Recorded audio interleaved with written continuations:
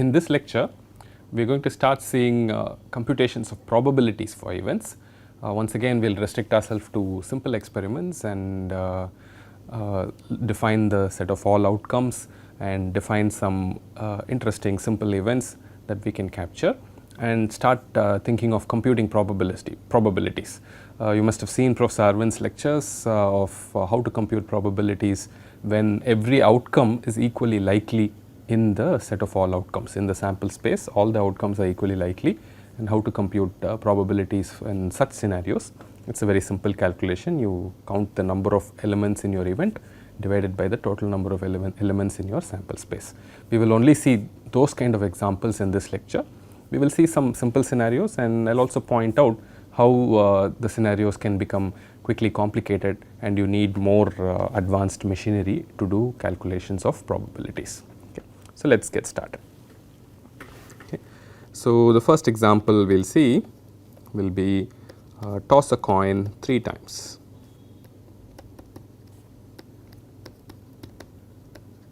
Okay. Once again, we know the sample space for this this situation. You can have 8 different possibilities here. Let me write it down once again.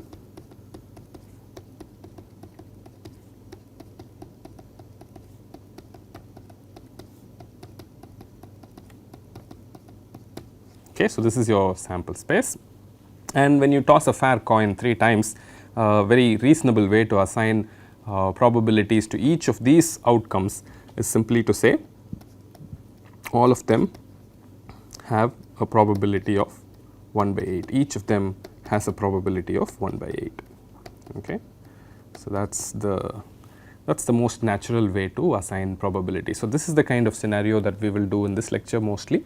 We will look at sample spaces whose outcomes are all equally likely in some sense, and then we can go back to our events and start quickly computing probabilities for those events, right. So, let us look at the events that I have defined before. I defined this event E0, which is no heads, right. This was just a simple event which was just TTT, okay. And if you look at what you need to do for the probability of this event, it is simply going to be 1 by 8, okay. So, there are various ways to come to this 1 by 8. Like I said, for every outcome here I have assigned a probability 1 by 8. So, you see that this has just one outcome. So, it is just the probability 1 by 8 there. So, you get that, or another way to do it is to think of this as size of E0 divided by size of the sample space. Okay. So, this is also quite important. We are going to be looking at equally likely outcomes. This is very important. If the outcomes are not equally likely, then you cannot use this formula.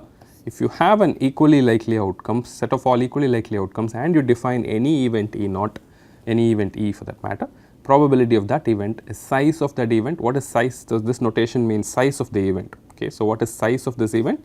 It is the number of elements, number of outcomes in E naught, number of favorable outcomes in some sense. This is number of total outcomes that are possible for you. So, this is a simple formula.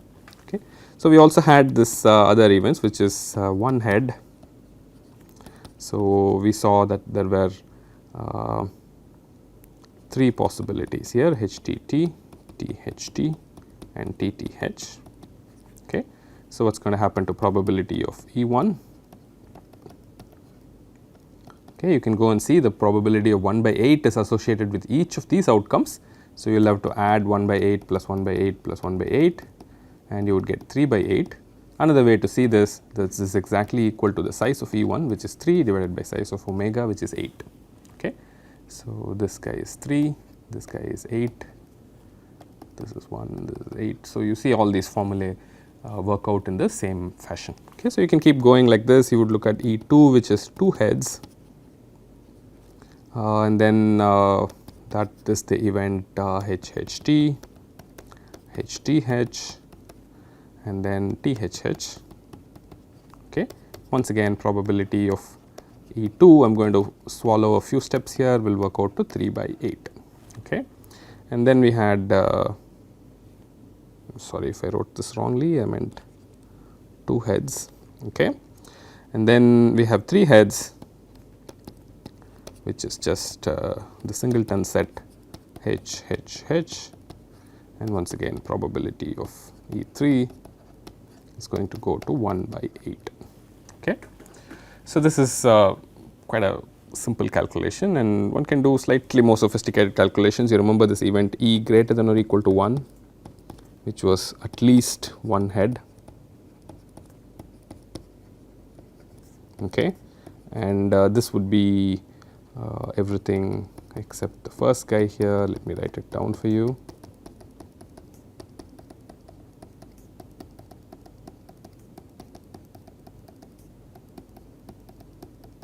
Okay.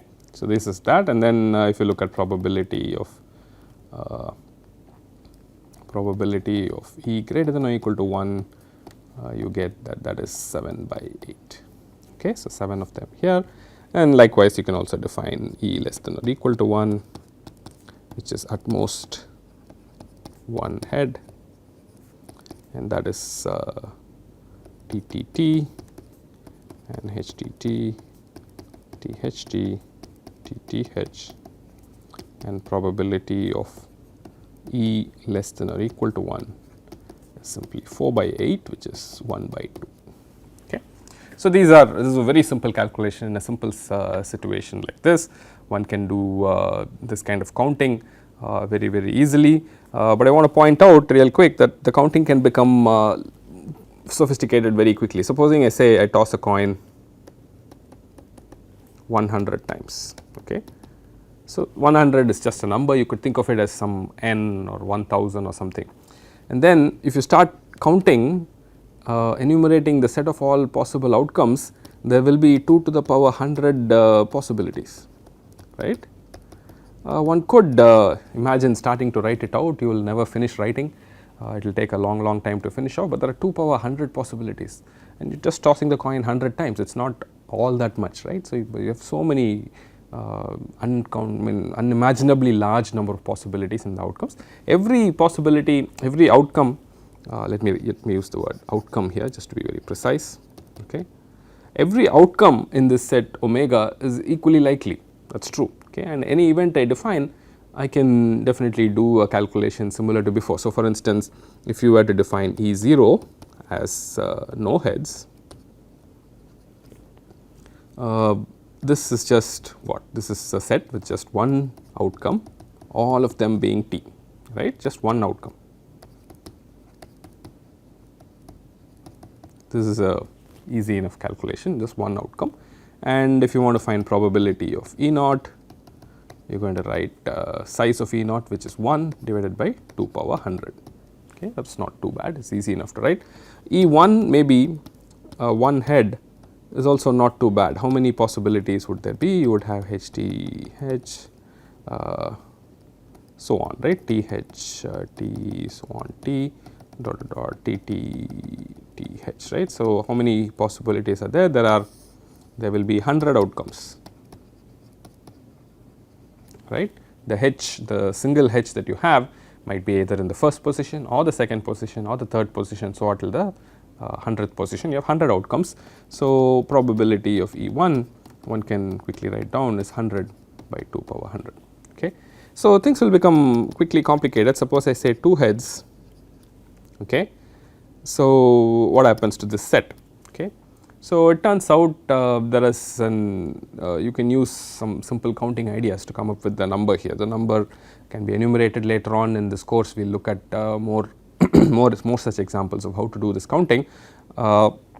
You must have, maybe you are familiar with this from your earlier mathematics you have studied. It is possible to count such numbers. So you can even count for any number. Supposing I put down a number like E20, okay, which is 20 heads, okay. So, you can find out, you may not be able to, I mean, if you start writing out all the possibilities, it will be too many, but you can count how many possibilities there will be. In fact, many of you might know the answer to this question. The answer is size of E2 is actually 100 choose 2, right. So, this is the notation we use. I am pronouncing it as 100 choose 2. You might also write it as 100 C2, okay. This is also possible. The actual value is 100 times 99 divided by 2, okay. So, this is the actual number of possibilities that are there with 2 heads. It is a question of selecting the first position for the head, second position for the head, and then you could have double counting. So, you divide by 2. Okay. So, this tells you the probability of E2 is 100 choose 2 divided by 2 power 100. Okay. Like I said, you might also write it as 100 C2 by 2 power 100. Okay. So, you see the situation here. Quite often this will happen in probability. You may not be able to exactly write down the entire event as a set of equally likely outcomes, but you will be able to compute how many outcomes are there in the event. Okay. So, this is an important thing to know. Okay. So, likewise, what is it for E20? Size of E20 is actually 100 choose 20. Okay. So, there is a formula for this. You can write it as 100 factorial by 80 factorial times 20 factorial. Okay. So, this factorial is what? N factorial is n into n minus 1 into n minus 2 dot dot dot all the way till 1. Okay. So, this is the definition of factorial. Okay. So, this is a computation. You might be familiar with high school calculations here for how to compute the number of possible outcomes when you have exactly 20 heads out of 100 tosses. Okay. So, probability of E20 also becomes easy to write down, 100 choose 20 divided by 2 power 100. Okay, and so on. You can do for anything else like this. The calculation can become quickly more and more complicated, and if you want to define non-trivial events like let us say E greater than or equal to 35, let us say. Okay. This gets even more complicated. You will calculate for 35, 36, so on all the way to 100, and then add them all up and you will get the answer. Okay. So, so this kind of calculation involves combinatorics, and you can quickly see why such sort of combinatorial calculations are very important. Quite often these kind of cases will show up in practice, and you should be able to compute probabilities in some meaningful way for these things. Later on we will see maybe more sophisticated ways of coming up with these numbers. Okay. So, so hopefully this simple example convinced you that doing probability calculations as number of outcomes divided by total number of outcomes can get a little bit complicated, and you should know some methods of counting to do that in a convincing fashion. Okay. So, let me do the second example, which is throw a die. I will use the slightly non-trivial example where we are going to throw the die twice. Okay. So, if you throw a die twice, the set of all possible outcomes, okay, you could have a 1 in the first row and the 1 in the second row. This is the number in first row.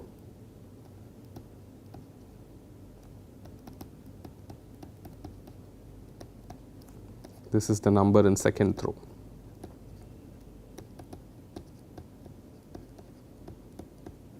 Okay. So, you could have 1 comma 2, 1 comma 3, 1 comma 4, 1 comma 5, 1 comma 6. Or you could have 2 comma 1, 2 comma 2, 2 comma 3, 2 comma 4, 2 comma 5, 2 comma 6. Okay. So, I will put a dot dot dot to go all the way to 6 comma 1, 6 comma 2 dot dot dot 6 comma 6. Okay. There are 36 equally likely outcomes when you toss when you throw a die twice. Okay. And then if you define an event as let us say S4, which is sum of numbers is 4. Okay. You threw the die twice and the sum that you get is 4. Okay. One can now start writing out the outcomes that will show up here. You can have the first row being 1, in which case if the sum has to be 4, the second row has to be 3. You can have the first row being 2, in which case the second row has to be 2, or you can have the first row being 3, in which case the second row has to be 1. This is S4. Now, what is probability of S4?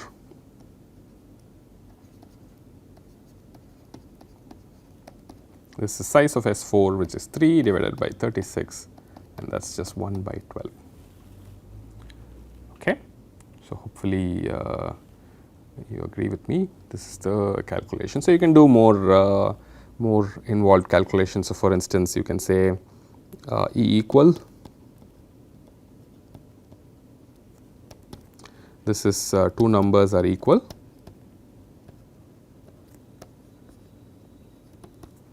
in which case you can have 1 comma 1, 2 comma 2, 3 comma 3, 4 comma 4, 5 comma 5, 6 comma 6. Okay. So, this results in probability of E equal becoming 6 by 36, which is 1 by 6. Okay. So, this is once again sounds like a very simple example, but I can quickly make it more complicated. So, for instance, instead of throwing a die twice, suppose I throw a die 5 times. Okay. Now, what is going to happen to your omega? Okay. In each throw you can have one of 6 equally likely possibilities. In the second throw again one of 6 equally likely possibilities. You are going to have 6 power 5 outcomes. All of them are equally likely, yes, there is no problem here, but just enumerating them and doing simple calculations with them once again is going to become really complicated. So, supposing now I again ask the same question of S4, sum of 5 numbers is 4, okay, you are going to start going into all sorts of loops here. It is really hard to enumerate all the possibilities very easily and count and do something. Okay. So, hopefully once again this example, the second example at least convinces you that doing calculations in big sample spaces in this manner of counting the number of events in E and dividing by total number of outcomes can become a bit complicated, but for simple events, small events, one can write it down and this is a nice way of doing calculations. Okay. So, the next example I will see is balls from urns. Okay. Let us once again consider an urn. Okay. So, this is a particularly ugly urn. So, let me not write. Okay. So, we are going to look at this example of balls from urns. So, let us say we have an urn with 3 blue, 3 black and let us say 4 red balls. Okay. So, I am going to name these balls as B1, B2, B3 standing for 3 blue balls, and then the 3 black balls I will call it K1, K2, K3, and then the 4 red balls I will call them R1, R2, R3, R4. Okay. So, when you mix up the balls in the urn and pick up one at random, so if your so let first case is pick one ball at random. So, the set of possible outcomes is it could be B1, B2, B3 or K1, K2, K3, R1, R2, R3, R4. These are equally likely outcomes. Notice this subtle change I made in the way I have written down the sample space. If I want to have equally likely outcomes, I have to write down the sample space like this. I have to number each of these balls and not treat all the 3 balls as indistinguishable or the same, etc. If I do that, if my outcome set for instance is just B, K and R, then they will not be equally likely. I mean it's a bit difficult to argue that, but if you have a if you have an urn with so many balls, any one ball is equally likely to be picked up. That is the basic argument when you pick a ball from the urn. So, you have to have every ball represented as a possible outcome. Okay. So, of course, when you pick it up, you may not be able to distinguish whether it was B1 or B2 or B3. Okay. So, some events may not be interesting to you. You may not be able to have an event which says the chosen ball was B1. Okay. That event may not make sense. It may not be measurable in some sense. It is not an outcome that you can distinguish at the end. Okay. So, maybe your only the smallest event you can define is B1, B2, B3. You can have some such restrictions like that, that is not wrong, but if you want to have equally likely outcomes, you have to have each ball numbered like this, at least in the sample space. So, this will let you do the calculations more easily. So, for instance, if I define an event EB as the ball is blue, this is a feasible event. I mean, because the balls are distinguishable, this 1, 2, 3 is just a number that I have internally to calculate probabilities, not really visible to the outside world. Okay. So, ball is blue, this is going to be the event B1, B2, B3, and now you can calculate probabilities. Probability of EB, or I will say blue ball, picking a blue ball is 3 by 10. Okay. 3 is the size of EB, right. So, this is the size of EB by the size of omega. This guy is 3, this guy is 10, I get 3 by 10. Okay. So, you notice you can even with even when you think that the fundamental outcome is not equally likely, you can kind of break it up into smaller fundamental outcomes, even though they are not very I mean you can't define all sorts of events here, you can do calculations like this just based on this. So, this is an important thing to know as well. So, you can also define an event EK, which is ball is black, that would be again K1, K2, K3,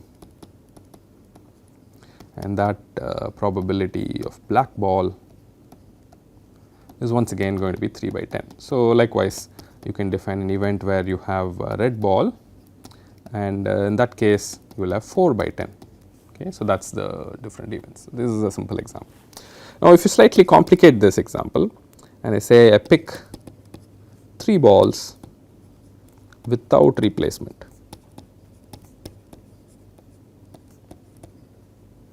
Okay, right. So, immediately the equally likely outcomes now are going to become much more complicated here. So, what will be the outcomes here?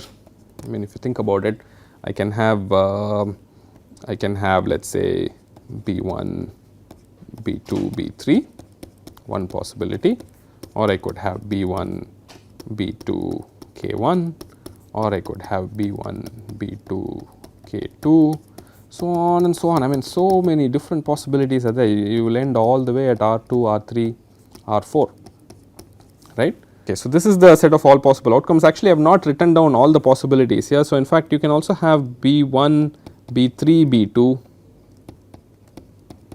or you can have you know B2, B3, B1, all sorts of combinations of this is also possible. So, once I start writing out things like this, I have to be very careful about how I count, that is quite important. So, if you were to count the number of possible things here, so the correct answer would be 10. Okay. The first ball that I pick can be any one of the 10 possibilities, and the next ball that I pick can be any one of the remaining 9 possibilities, and the next ball that I pick can be one of the remaining 8 possibilities. So, this is the total number of possibilities in my outcome. Okay. So, even though I can't write it down in a very clear and convincing way, if I actually count the number of outcomes, I will have 10 times 9 times 8, and what is important is these are all equally likely outcomes.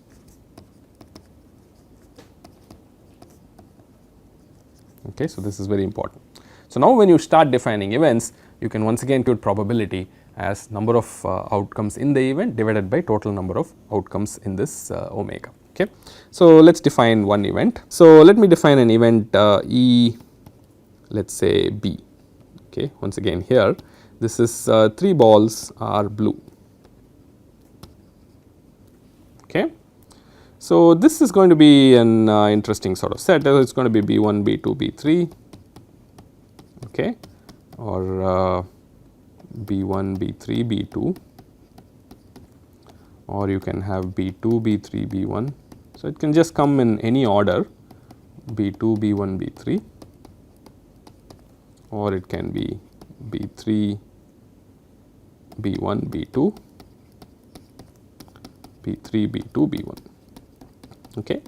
So, that is 6 possibilities, and that is it, right. The 3 balls can come in any order, B1 can come first, B2 can come next, B3 can come next, or any other order, B2 can come first, B3 can come like that. Okay. So, any order in which they can come, and that is the only possibilities. How many possibilities are there? There are 6 here. Okay. So, probability of EB, all 3 balls being blue. Okay. So, that is just 6 divided by 10 into 9 into 8. Okay. So, this is a slightly more complicated calculation than the previous case, but nevertheless it's possible to do this. It's not very hard.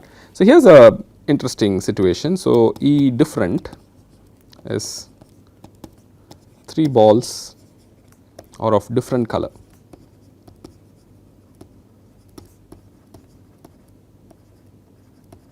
Okay.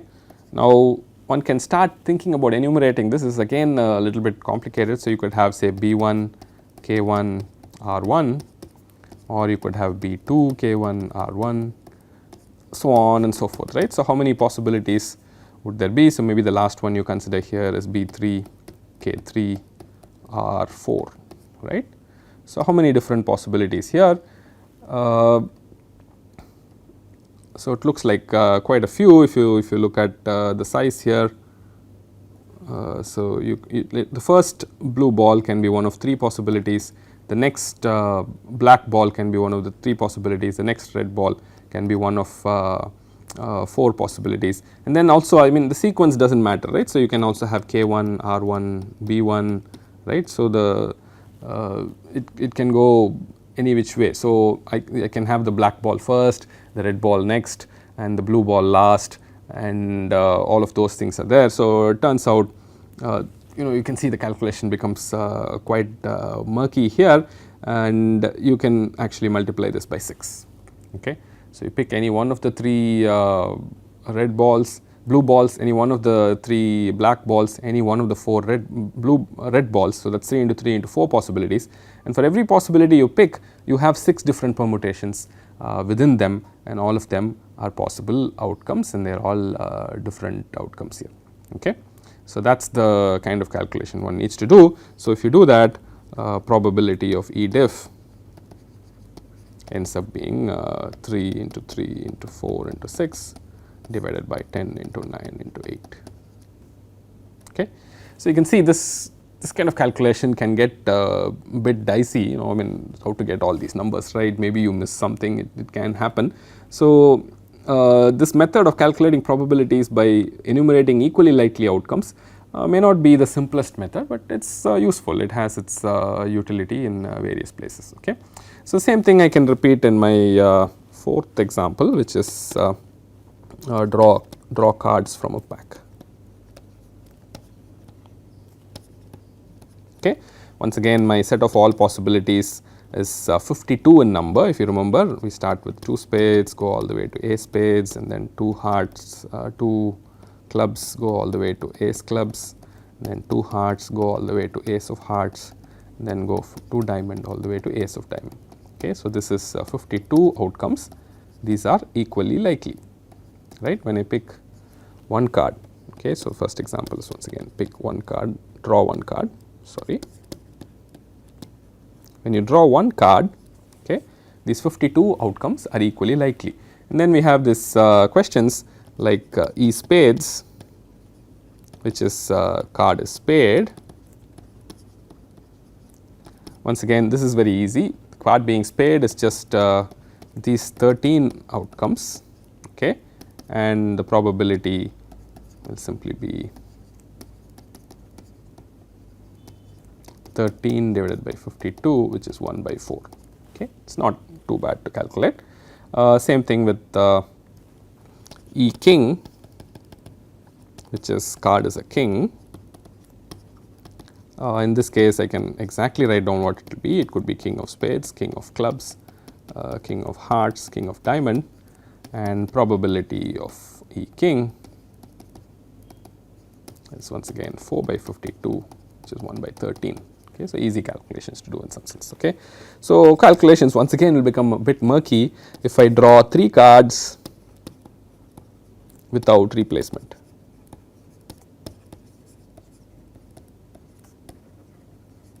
Okay. So what will happen to omega here?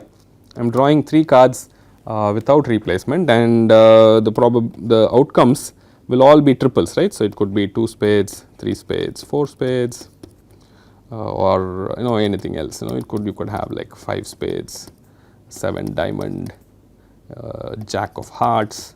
I mean all over the place, maybe all the way till I don't know, ace of spades, ace of diamonds, ace of hearts, like that. I mean every single triple here can occur, okay, and it can occur in any order, right. All of those things are equally likely. Okay. So, how many possibilities are there here? The first card could be any one of the 52 possibilities, and the second card could be any one of the remaining 51 possibilities, the third card could be any one of the remaining 50 possibilities. So many equally likely outcomes. Okay. Now, you can start defining events. Okay. You can say what is the probability that all 3 cards are spades. Okay. So, I could ask the same question again, right. So, I could define an event here. I will say E spades, which is 3 cards are spades. Okay. What will happen here? You should start now counting what are the possible sequence of 3 cards I can get in spades. Okay. So, this once again, if you start enumerating, you will have so many possibilities, but then number of outcomes here is in some cases easy to calculate, right. The first card you pick, if you want all 3 to be spades, the first card you pick can be any one of 13 possibilities, following which the second card has to be any one of the remaining 12 possibilities in spades, and the third card has to be remaining 11 possibilities in spades. So, if you actually count the probability of E spades here as outcomes divided by this, you will have 13 into 12 into 11 by 52 into 51 into 50. Okay. So, this is not too bad. But if you complicate your event a little bit, you remember we defined an event earlier which is called E sequence. Okay. So, 3 cards are in sequence. Okay. This is a little bit more complicated to compute. Okay. Enumerating this number is a bit complicated. You have to go through things more carefully. But maybe this is easier. Okay. So, what about 3 kings? Okay. 3 cards are kings. Okay. How many number of outcomes you have? This is again not too bad. The first card you pick out can be any one of the 4 kings. The next card could be any one of the remaining 3 kings. The next card could be any one of the remaining 2 kings, say 4 into 3 into 2. So, probability of E kings is just 4 into 3 into 2 divided by 52 into 51 into 50. Okay. So, this is the kind of calculation one can do if you stick to equally likely outcomes. Okay. So, the last example that we have been carrying along is throwing balls into bins.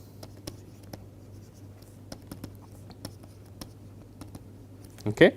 So, let us say we throw, I think I picked out this example. So, let us consider the case of 5 balls being thrown into 3 bins. Okay.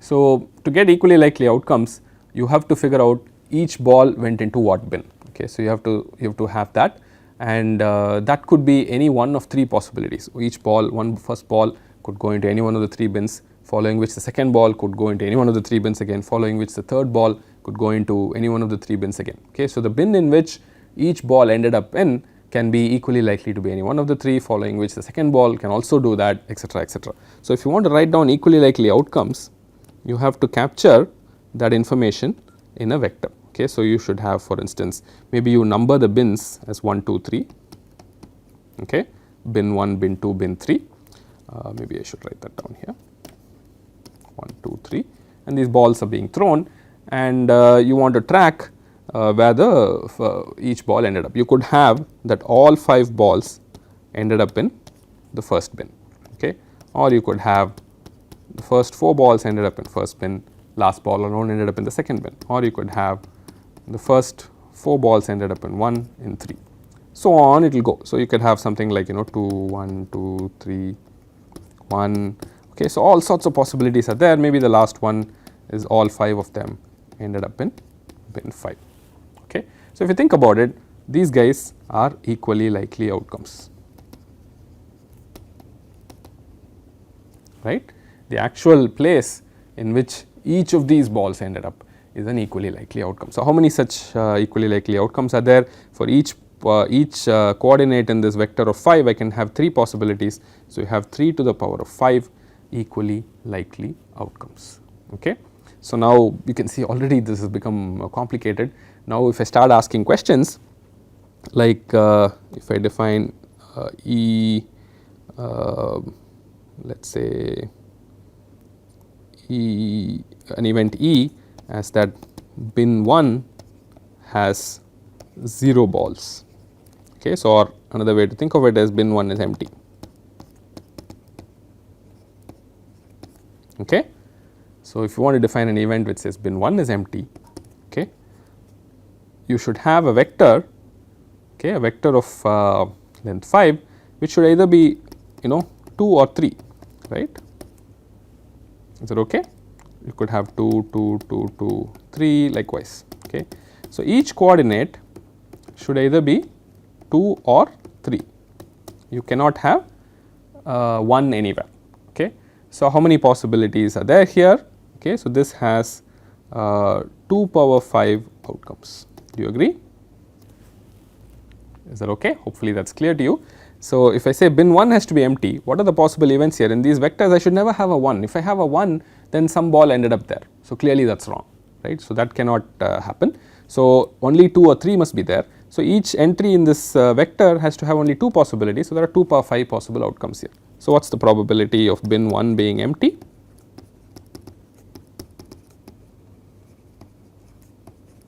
It is 2 by 3, 2 power 5 by 3 power 5. Okay. So, it is not too bad a calculation, 2 by 3 power 5. If you know more advanced probability, you probably could have figured out this 2 by 3 power 5 quite by yourself. But what about this next question? Let us say we might want to say, let us say event E1, maybe I call it, bin 1 has exactly 1 ball. Okay. So, it has exactly 1 ball. So, which means what? 1 appeared. Okay. So, you should have vectors here and 1 should appear only once, like this. Okay. In this vector 1 appears only once. Okay. So, it is not too bad to count this. This is 1 could appear in the first place, okay, or in the second place, or in the third place, or in the fourth place, or in the fifth place. There is 5 possibilities for 1 to occur. And then once 1 has occurred, what should happen to the remaining things? It could be either 2 or 3, right. So, there are 2 to the power of 4 possibilities. Is that okay? So, think about that. You had 1 possibility where 1 occurred, that could be in any one of 5 places, and the remaining 4 places you could have 2 or 3, and all these things you can add up. Okay. So, the number of possible outcomes here, this has, okay, by the way, I should put an arrow here, this has 5 times 2 power 4, okay, outcomes. Okay, think about how I did that. So, if you want to find probability that bin 1 has 1 ball, exactly 1 ball, that would be 5 times 2 power 4 by 3 power 5. There is another way to write this, some of you might like, 5 into 1 by 3 times 2 by 3 power 4. Okay. So, these are ways in which you can do calculations. So, you can define more sophisticated events here. You might want to say, bin 1 is empty, bin 2 and bin 3 are not empty. Okay.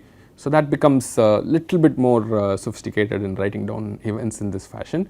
Later on, maybe we will see more interesting ways of writing down these probabilities. We will give names to these probabilities and come up with maybe more simpler ways of figuring out answers. But for now, this is the kind of calculation you have to do. Okay. So, once again, let me summarize this lecture. One way to compute probabilities is to break down your sample space and write it in terms of equally likely outcomes. Okay. So, that might be very easy in some cases. In some cases, you have to think about it very carefully and write it, like in the balls from urn situation, particularly when you have indistinguishable situations. You have to actually distinguish them when you write it in the sample space, so that you get equally likely outcomes. But then you have to define your events which do not rely on the distinguishing. Okay. So, then you can do the calculation very nicely. So, once you do that, you get these kind of answers. But once the sample space becomes very large and the event is little bit more trickily defined, it is difficult to count the number of outcomes, and we need better methods to intuitively argue for these probabilities. And as we go along in this course, you will study more advanced and sophisticated methods for such calculations. Thank you very much.